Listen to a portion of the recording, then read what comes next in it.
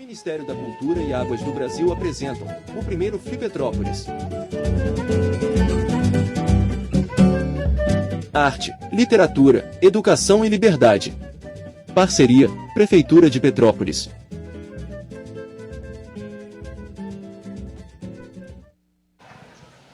Boa tarde a todas e todos aqui presentes. Mais uma vez, agradecendo esse carinho de vocês junto a esse primeiro Festival Literário Internacional de Petrópolis. Tem sido uma honra imensa, né, encontrar sempre esse auditório pleto, atento e repercutindo aqui as nossas conversas, né, porque, na verdade, é uma conversa que a gente está partilhando com vocês de uma maneira muito íntima, muito gostosa e muito afetiva também, neste caso. Como vocês sabem, eu sou um mediador de mesa familiar, né? Eu faço mesas entre família.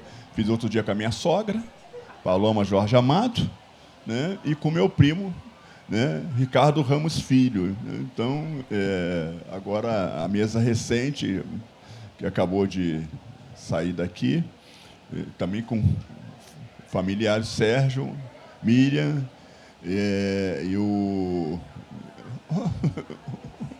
Matheus. Até que é bom que ele não esteja aqui, né? O Matheus, né? E Inaê Lopes, que é a nossa historiadora, enfim, mais 3 pessoas da família. E eu estou exatamente reproduzindo, mais uma vez, né, com esse casal que eu admiro extraordinariamente, que é o Paulo Scott e a Morgana, que eu nunca... Eu fico decorando o sobrenome da Morgana para poder dizer sem errar. Eu nunca consigo, então eu fico com receio de errar. Então é Morgana, né? Depois ela pode dizer traduzir o nome dela. Vamos conversar um pouco sobre essa questão da literatura, né? Eu sempre passo desse ponto. Como escritor, e o público, quem está nos assistindo pelo YouTube, que eu aqui já agradeço pela audiência, o que vocês devem pensar que como nós escrevemos, como é o processo de escrita? Será que é igual um processo de escrita, mesmo sendo, né, um casal, né, ou seja, marido e mulher, né?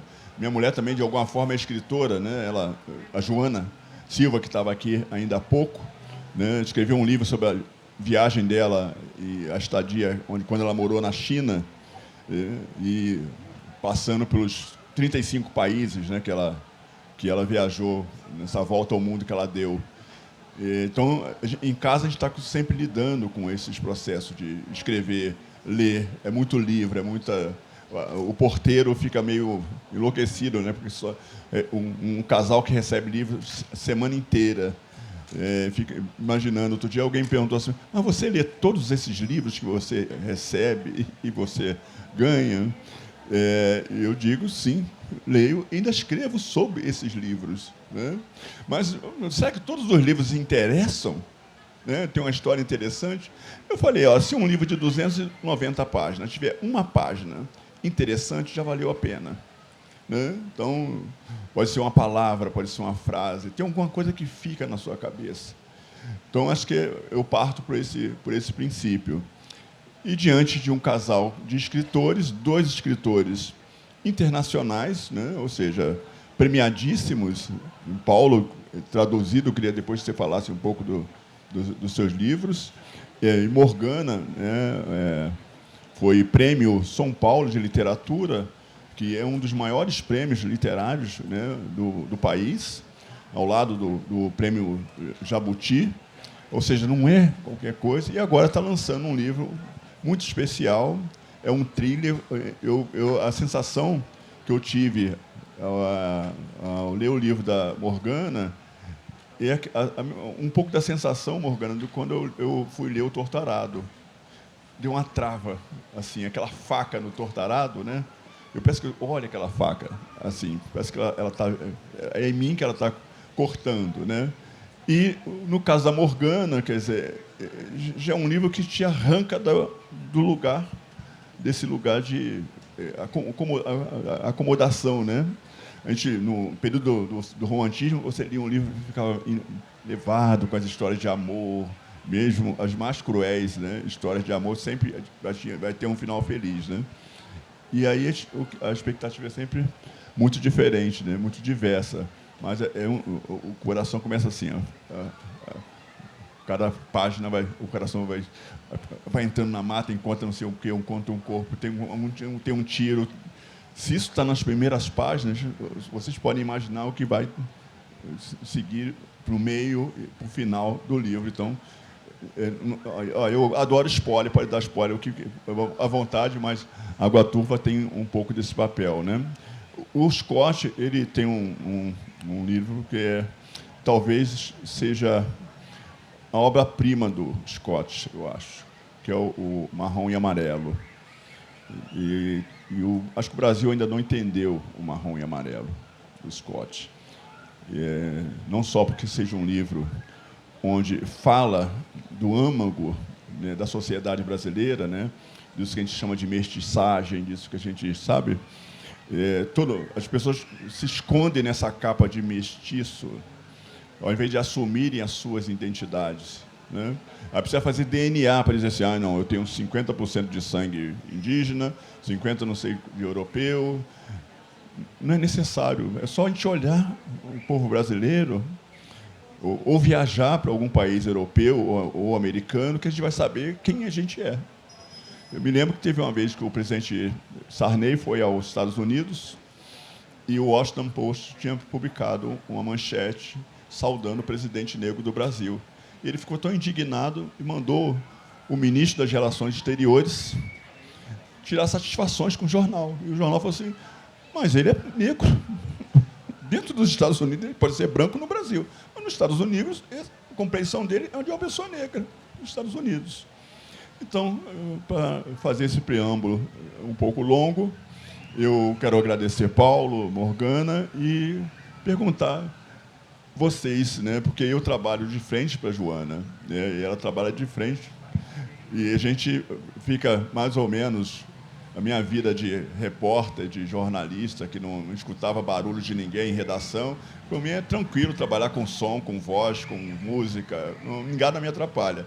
Como é que é o seu dia a dia de escritora, né? E qual é esse desafio de ter um marido também, que é um grande escritor, no caso do Paulo, né? Boa tarde, boa noite, já quase noite, né? A todas, todos e todes. Obrigada. Qual é a sua descrição? A minha descrição. Eu sou uma mulher branca, de cabelos pretos. Eu estou usando um vestido branco, com uns bordados dourados. Estou usando as minhas guias de Exu e de Iemanjá.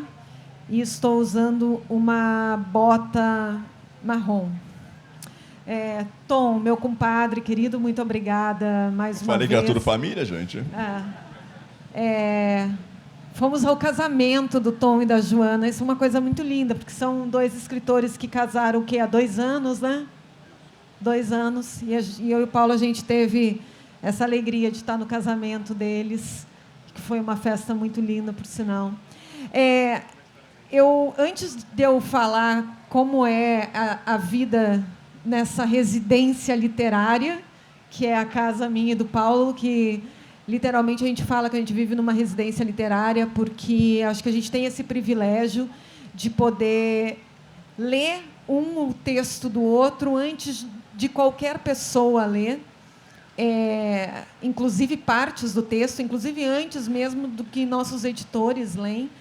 E a gente também tem o privilégio de discutir os textos, os nossos textos, se editar um ao outro e falar sobre arco narrativo, para onde cada personagem está indo, se aquela história está funcionando ou não. Então, isso realmente é um grande privilégio. Mas, antes de continuar falando sobre isso, já que o Tom estava falando sobre o livro, eu vou quebrar todos os protocolos e eu vou ler o iniciozinho do Água Turva. O Água Turva é esse livro que é um thriller ecológico. A gente acabou de, antes da mesa da Joana e do... Não, foi durante a mesa da Joana e do Trigueiro. Eles, inclusive, estavam discutindo questões também ambientais. Então, ele é um livro que ele trata sobre caça de animal silvestre. Tentando achar aqui a página. Achei. Mas também fala de crise climática, de crise de água no Brasil. E eu escrevi em forma de thriller, ele tem uma pegada policial. E como o Tom estava falando dessa coisa de que ele é um livro que deixa o coração batendo, eu vou ler só o início para vocês entenderem. Água turva. Miseráveis, é a última vez que entram aqui para caçar. Chaia Sarampião acelera a caminhonete branca encardida, em cujas portas é possível ver o brasão da Guarda Florestal SEMA. Segura firme o volante, enquanto passa com destreza pelos buracos e pedras da estrada de terra enlameada. Hoje, a gente pega eles. Fala para Ângelo Alves, o novo chefe do Parque do Turvo, sentado a seu lado, e para os outros 2 guardas florestais, Cláudio e Nestor, no banco de trás. Escutam disparos de arma de fogo e, em seguida, o grito agudo de um animal vindo da cascata do Sarampião, um dos pontos de mata mais fechada do parque. Chaia puxa o freio de mão, fazendo os pneus derraparem. O carro para atravessado. Desliga o motor. Os 4 descem com as pistolas em punho. Com um gesto, ela indica a retaguarda para Cláudio e Nestor. Por conta dos novos cortes no orçamento, os 2 tiveram que comprar seus próprios coletes à prova de balas. Coletes usados, vindo do outro lado do rio Uruguai, de Moconá, na Argentina. Ouvem o som de um tiro seco. Avançam mata dentro, se aproximam da base da cascata. O barulho da queda d'água retumba. No chão, uma anta de porte médio, mais ou menos de 1 ano de idade, sangra ainda viva. Cláudio e Nestor andam devagar, ao mesmo tempo que olham ao redor à procura dos caçadores. Quando chegam perto do animal, tiros são disparados na direção dos 2. As balas ricocheteiam nas pedras, uma delas atinge o colete de Nestor. Ele cai. Chay e Ângelo revidam enquanto Cláudio ajuda o colega, puxando para trás do tronco de um cedro. Escutam gritos num portunhol típico daquela região de fronteira. Por favor, deixem de disparar, deixem de disparar. Ângelo para de atirar, mas Chaia continua. Cessar, parou, soldada, Ângelo ordena. Ela para, mas segue com a arma apontada para a frente. Apareçam com as mãos para cima. Um adolescente, com os olhos arregalados, surge com os braços levantados. Então, para eu encerrar já a minha fala, esse livro eu escrevi, principalmente essa primeira parte, quase todo em pé. Eu tinha acabado de pegar Covid, eu fiquei 11 dias de cama, mal, e eu estava isolada num quarto e o Paulo no resto da casa. Então, nesse quarto tinha uma cômoda alta e praticamente toda essa primeira parte, todo esse primeiro capítulo, que são 40 e poucas páginas, eu escrevi em pé suando ou de febre ou suando porque são cenas de ação, cenas de tiro, e suando porque eu também suo escrevendo, eu suo nas pernas. Então, eu acho que a diferença, quem sabe, minha e do Paulo, nesse primeiro momento, é que eu escrevo muitas partes dos meus livros em pé e o Paulo segue escrevendo sentado.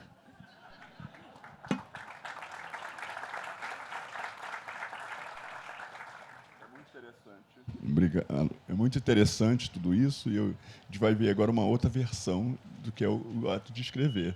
Eu já disse que um escreve sentado, né? Então, por favor, Paulo Scott, sua descrição, por gentileza.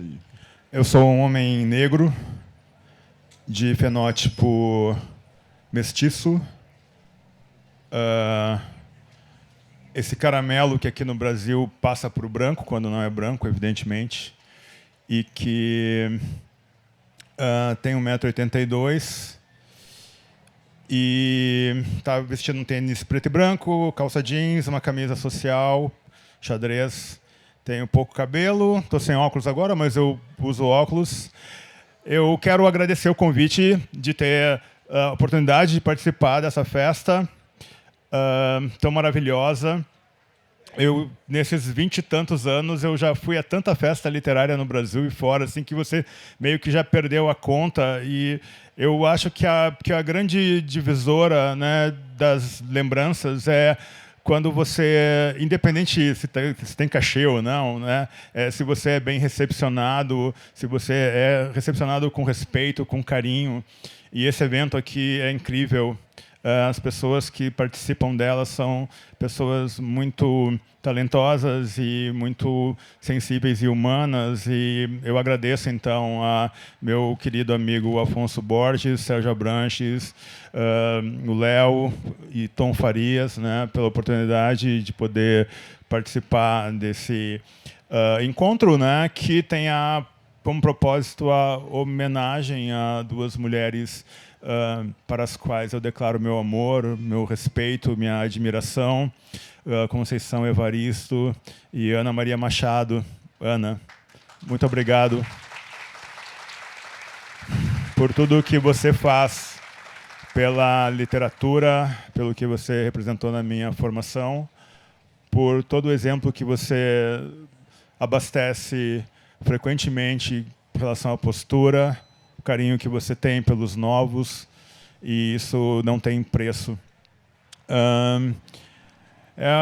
Essa mesa aconteceu assim, meio que uma arapuca do Afonso, porque era para fazer uma mesa com a Eliane Alves Cruz, e as nossas mesas sempre pegam fogo, porque é jogar gasolina numa fogueira, botar eu e a Eliane Alves Cruz na mesma mesa. Mas houve uma modificação, e era o Afonso que era para mediar, não é, Tom? E aí acabou que ele puxou o nosso compadre, e é uma alegria estar aqui podendo conversar com Morgana, a quem eu celebro. Eu acho que a gente é uma noite, uma oportunidade de celebrar esse grande romance. Eu sou muito atento, inspirado em Ana e outros grandes da literatura brasileira, eu sou muito atento ao novo, porque a gente aprende muito lendo os novos. E eu duvido, não é, Ana, que você possa encontrar uma grande autora brasileira e um grande autor brasileiro que não seja super atento à produção contemporânea. Eu desconheço grandes autoras e grandes autores que não são super atentos à produção novíssima. E fora dos radares. E isso eu...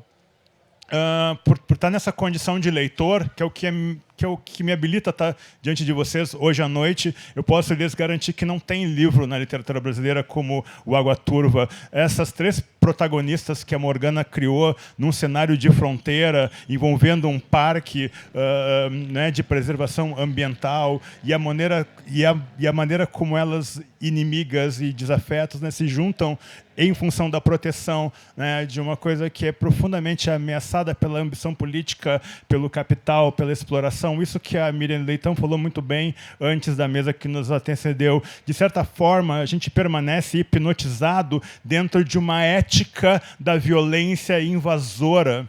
Aquele paradigma de Cabral, quando pousou aqui pela primeira vez, não se perde na trajetória da nossa elite, que é esse menos de 1%, que de uma maneira suicidária conduz um país dizendo essa violência e esse privilégio e esse meu clube privê é a harmonia.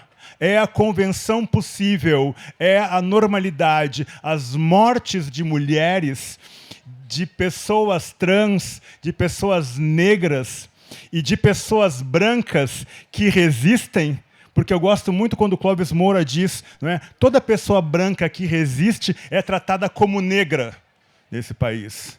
Porque o nosso país é um país extremamente violento, e essa inércia, eu tenho uma fé de que essa inércia ela é resolvida dentro de um diálogo e do encarar o rosto do outro, que de alguma maneira é favorecido por essa generosidade que nós encontramos na literatura, na leitura. E esse momento, que eu já vou te responder, tá? Mas antes, sabe, de entrar nessa questão, nós precisamos entender a potência desse momento aqui. Vocês com a gente, a homenagem é recíproca, a resistência, a festa, a euforia, o afeto positivo, que é aquilo que a Joana disse muito bem, a esperança, de certa forma, pegando o que Spinoza nos ensinou, ela pode ser, e ela costuma ser, um afeto triste, porque você fica contando, né, e você não se movimenta nas pequenas coisas, e você não olha o rosto do outro, que é onde, pela perspectiva do Levinas, como eu já disse aqui na mesa anterior, né, é onde as coisas se resolvem, e esse encontro nunca é confortável. Olhar no outro, pode até ser um filho, não é? Nunca é confortável. Eu imagino que a alteridade que se possibilita na literatura nos reforça nessa tarefa, e nós não podemos nos desvencilhar da arte. Se há uma coisa que poderá garantir um futuro, e essa multiplicidade, essa variedade, que é de fato do nosso país, mas não é contemplado na sua gerência, eu tenho certeza que esse vetor ético não está na política, não está no jurídico, está na arte. Por isso, obrigado a vocês pela presença, pela atenção. Não acabou, não. Não, tá, tá. Paulo? Então, não é despedida, não, do Paulo, tá? Então, posso só ler aqui um trecho, eu então? Não sei, pode, se você pode. Claro que pode, né?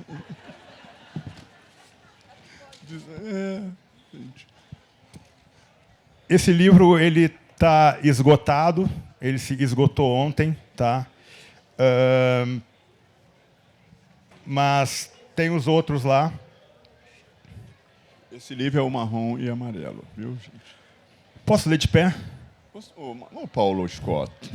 Sentei na cadeira mais próxima, ciente de que os 8 esperavam de mim algo que justificasse minha chegada nos minutos finais daquele primeiro encontro. Na minha cabeça, no entanto, o que prevalecia era o desconforto causado pela distância da minha cadeira às cadeiras deles, as 8 aglutinadas à extremidade oposta da mesa oval gigante, e também o contraste da minha camiseta skate freestyle XXL com a cara do Ice Blue dos Racionais MC, estampada bem grande no peito da calça drop dead, cor laranja, costurada com linha azul marinho, que eu estava vestindo, e do tênis Rainha VL Paulista preto, com cinza todo detonado e nada aleatório, que eu estava calçando em relação às roupas deles, e a minha desconfiança canina em relação a eles, e os flashbacks emergindo e se emaranhando na minha cabeça. A conversa que minha mãe teve comigo e com meu irmão Lourenço, quando eu tinha 7 anos e ele 6, para tentar diminuir a perplexidade desencadeada nele pelos insultos saídos das bocas sujas de 3 coleguinhas bastardinhos do pré-escolar, coleguinhas que logo no segundo dia de aula xingaram ele de saci, picolé de piche, gorila, maguila,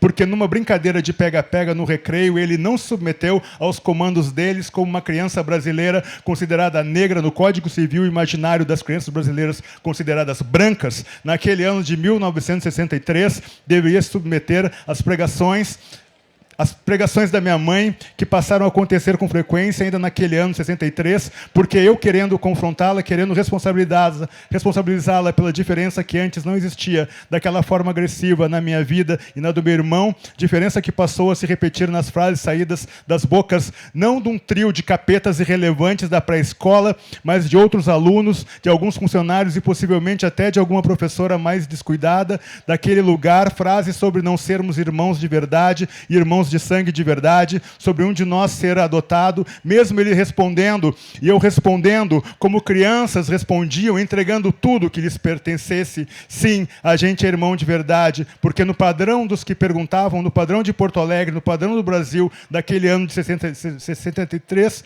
eu de pele bem clara, cabelo liso, castanho, bem claro, puxado para o loiro, era considerado um branco.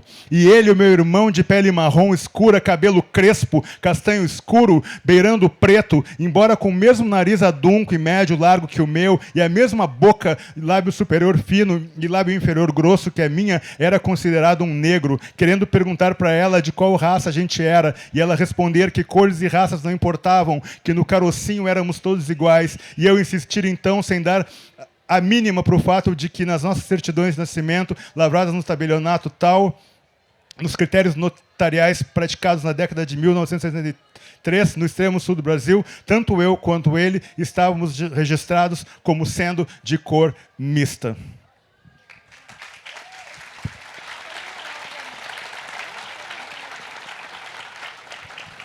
Qual é a página? Tem que respirar, né, gente? Bom, som aqui no microfone de Morgana, por favor. Oi. Bom, Paulo, eu fiquei sem respiração, né? Diante disso. Eu acho que o público Não também respirei. sente. Quando eu falo que o nosso coração acelera, né? Eu estou falando sobre isso, né? Essa aceleração. E é um processo que o Paulo não está falando sobre ele. Parece que é ele, mas não é ele. A literatura tem disso. Né? Quando eu falo de Caniço, que é um jovem pobre na favela, as pessoas olham para mim e falam assim: não, você viveu essa experiência? Gente, você morou nesse lugar? Não, não sou eu. É um personagem que está aqui. E queria, nisso, né, remeter o primeiro livro da Morgana, né, que ganhou o prêmio São Paulo de Literatura, né, que é o Alpó, e que você também fala de uma outra dor, né? Você está com depois a gente vai detalhar um pouquinho mais do livro da Morgana, mas foi lançado agora esse livro, tem um mês, eu acho que foi lançado, né? Dessa viagem que você fez, né? Dessa imersão para poder escrever o livro, que isso também é muito interessante. A gente nunca escreve um livro só dentro de um gabinete, sentado escrevendo, ou em pé escrevendo, mas a experiência do Oimpoque é sobre o abuso infantil, que é um descalabro no Brasil. Em 2023, 33 mil meninas de 11 a 13 anos foram violentadas sexualmente no Brasil. É um país doente, né, gente? Então, eu queria que você falasse um pouco do Oimpo, para depois a gente voltar para o... Alpó, perdão. E para o Água Turva depois, e voltando para o Paulo. Tá bom. Obrigada pela pergunta, Tom. Eu fico muito emocionada vendo o Paulo falar todas as vezes que ele fala assim em público, porque ele coloca uma energia muito grande, né? Nas palavras, nas frases, no sentimento. E ver ele ler o início do trecho desse livro e começa a me vir toda uma lembrança, né, de ter presenciado, né, todo o nascimento desse livro. Assim como o Paulo também esteve presente no... Desculpa, Tom, estou aqui enrolando, mas vou falar do Alpó. Teve também presente no nascimento do Alpó, no nascimento todo de Água Turva. Eu... Sempre, a minha vida toda, eu falei para as minhas amigas e para a minha família que eu me relacionei com pessoas que eu admirava. Meus outros relacionamentos eram pessoas que eu admirava. E eu sempre admirei muito Paulo.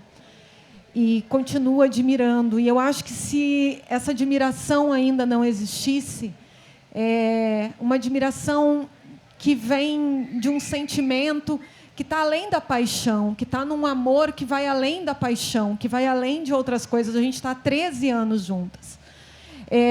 Eu não era escritora quando eu conheci o Paulo, porém eu escrevia. E eu me descubro escritora graças ao Paulo, porque o Paulo ele me trouxe uma coisa, ele me tirou uma insegurança artística que eu tinha. E eu era muito insegura, porque eu achava que eu não servia para isso. E o Paulo, até hoje, ele é a pessoa que ele sempre me diz: o que te faltou foi esse apoio de ter alguém do teu lado, assim, de verdade, que dissesse: você é boa, você pode fazer isso, você consegue. Então, nesses 13 anos que a gente está juntos, se eu não tivesse conhecido Paulo, graças ao Habitante Real, que é um outro livro dele, que a gente se conheceu nesse lançamento, nenhum desses 2 livros que eu escrevi existiriam.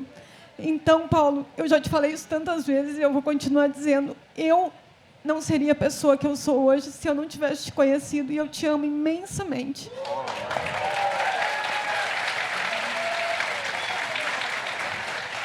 Extrema.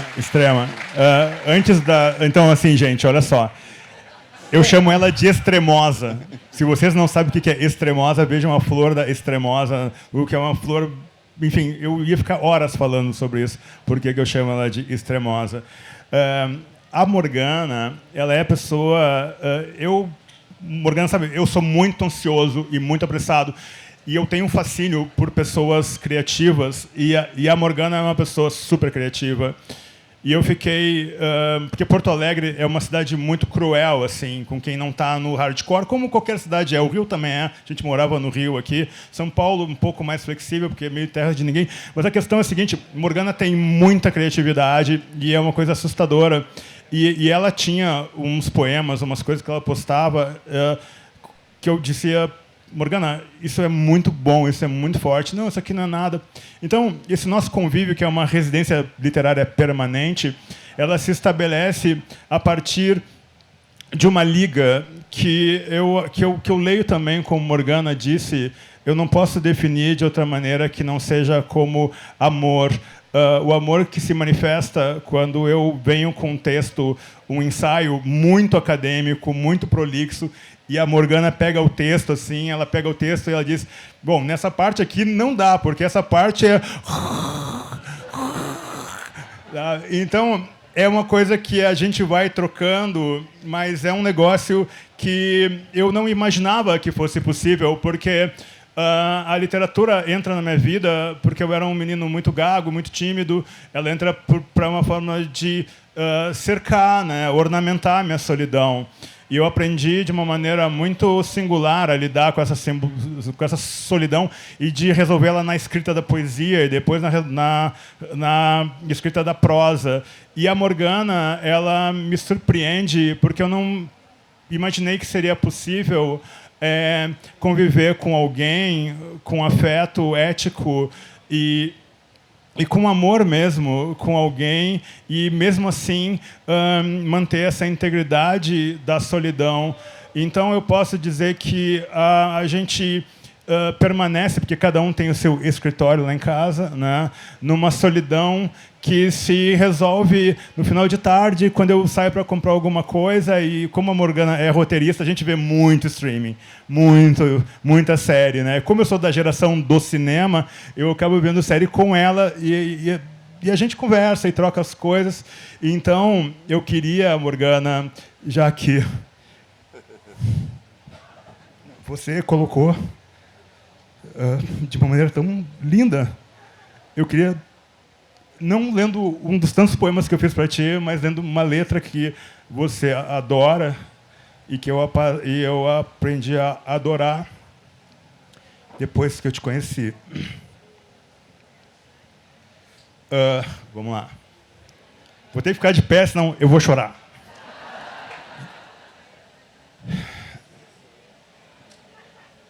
Quando eu te vejo, paro logo em seu olhar.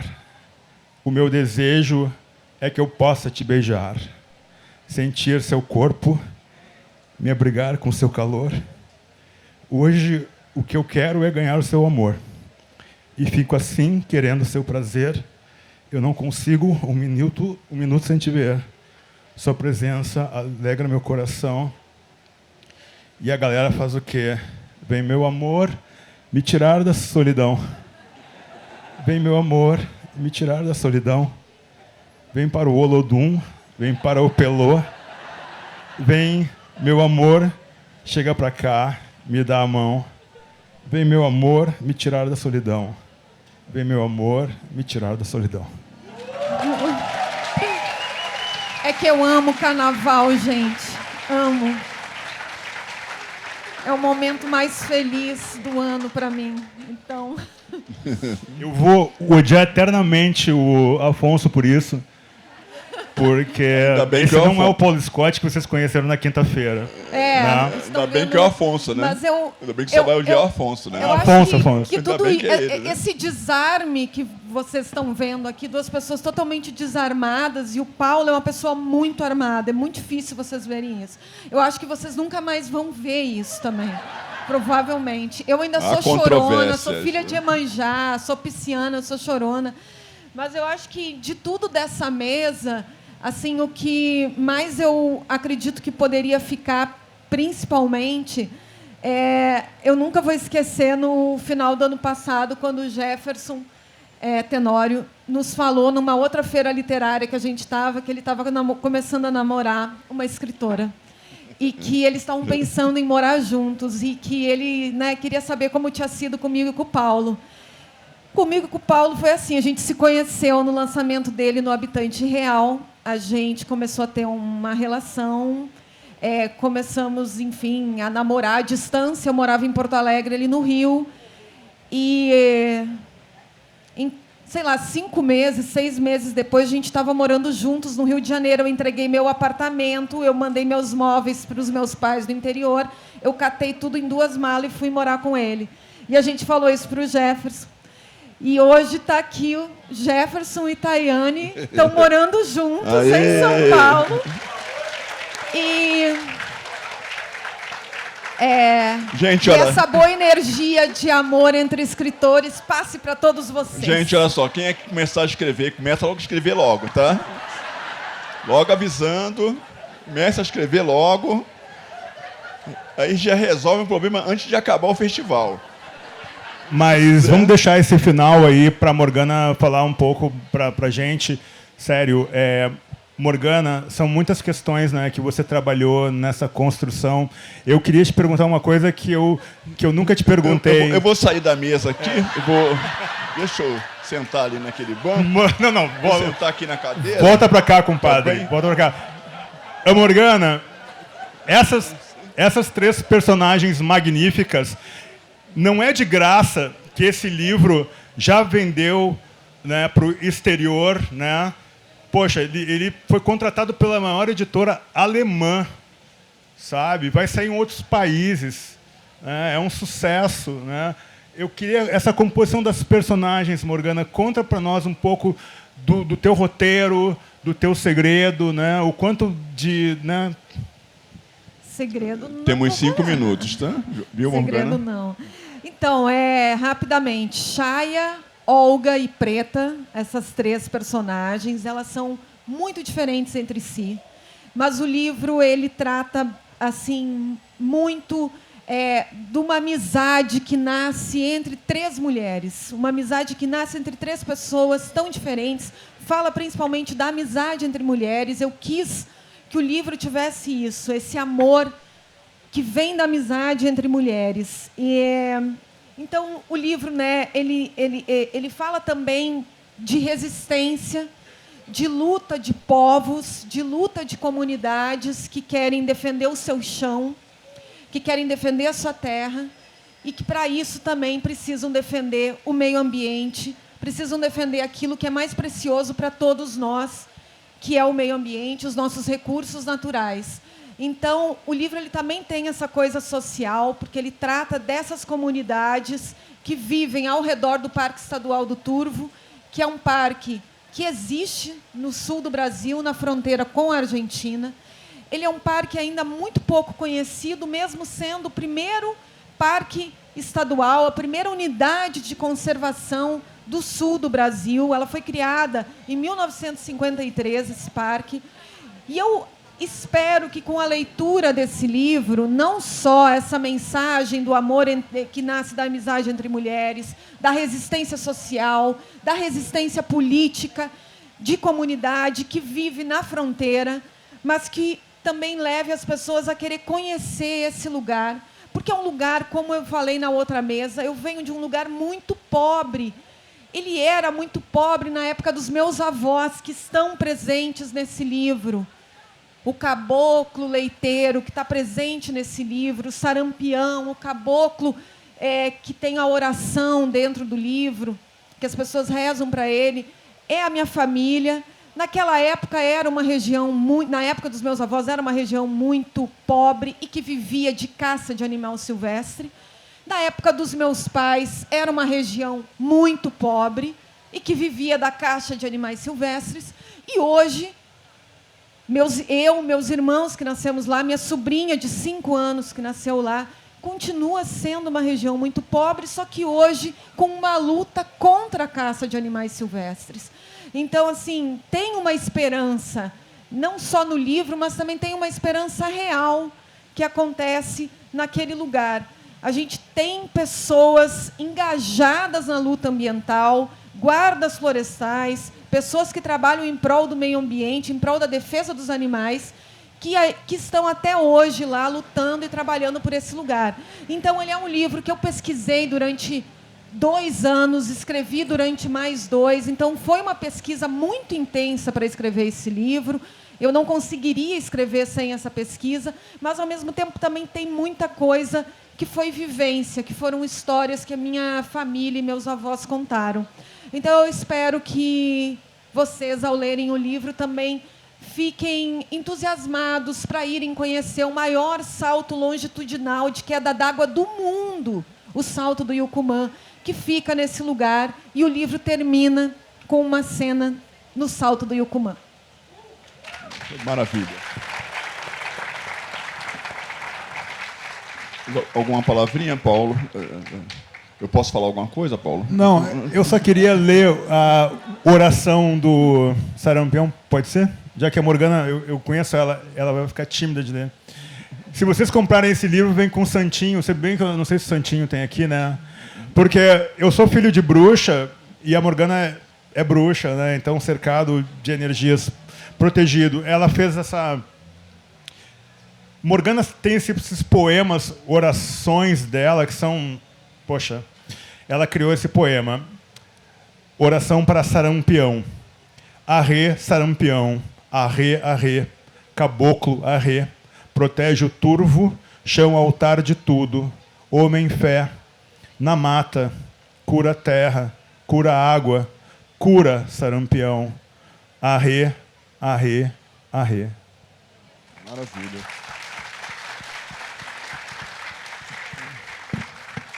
É isso. Olha, eu acho que é a mesa mais diferente que eu já fiz em toda a minha vida. Estudei uma semana inteira para falar com esse casal. E eu perdi a minha fama de mal. Vai estar sempre rodando no YouTube Paulo Scott se declarando para Morgana e chorando.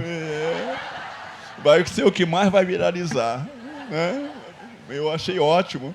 E com o padre Afonso, se renuncie sempre nessas mesas, me coloque nelas, viu? Eu quero também dizer que eu conheci a minha mulher num lançamento de livros. Então, só para vocês... Olha, é só uma dica, hein? Uma pequena dica. E minha mulher veio da China, morava na China e trabalhava na China, e pegou um pedacinho das férias, 15 dias, falou, vou visitar o Brasil, vou na minha família, porque estava viajando há anos, né? Rodou muitos países. E aí veio para o Brasil, foi a Salvador, tal, enfim, e foi voltar para a China. O trabalho dela estava lá, a vida, apartamento, tudo lá. E aí tem um bloqueio na viagem. A senhora podia, daqui uma semana, tentar de novo. Uma semana ela vai tentar de novo e diz, olha, tem um tal de um vírus rondando por aí. Então a fronteira foi fechada. E nós estamos falando de China, né, gente? O blackout China foi geral, não tem assim, para aqui, não. E ela estava amargurada, porque, primeiro, né, não podia voltar para a China, não podia voltar para o trabalho dela, no apartamento dela, as coisas delas todas lá.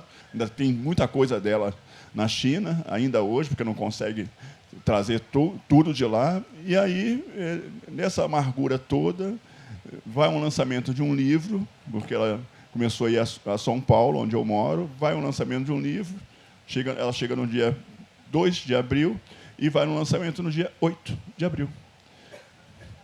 Aí. Eu vou escrever um livro, Olha. Trago Seu Amor no lançamento de um livro. Vai ser meu próximo livro. É uma oração. Uma oração. Gente, antes de encerrar rapidinho, meu nome é Morgana Kretzmann, ou Kretzmann. Minha família está assistindo lá no interior do Rio Grande do Sul. Amo vocês. Então, eu queria deixar isso dito e queria deixar um recado. A Defesa Civil e o Estado do Rio Grande do Sul são os canais mais seguros para vocês mandarem Pix para a tragédia ambiental que está acontecendo nesse momento no Rio Grande do Sul. Os refugiados climáticos hoje estão somados em mais ou menos 30 mil pessoas, 30 mil refugiados climáticos que tiveram que sair das suas casas, das suas propriedades rurais, das suas localidades, para se salvar, para salvar suas vidas, por causa do que está acontecendo hoje no Rio Grande do Sul. São animais, são plantações, são pessoas que estão morrendo, perdendo absolutamente tudo. É uma tristeza muito grande. A minha família está bem, a família do Paulo está bem, mas a gente tem amigos, tem familiares, tem pessoas que estão passando por situações muito difíceis.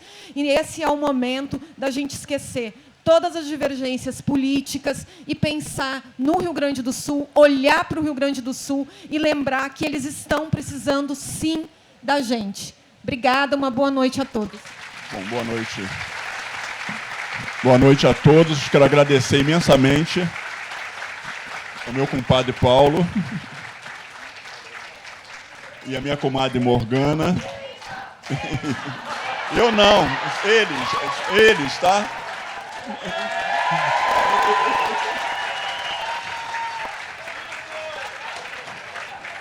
Eu fiquei até comovido agora.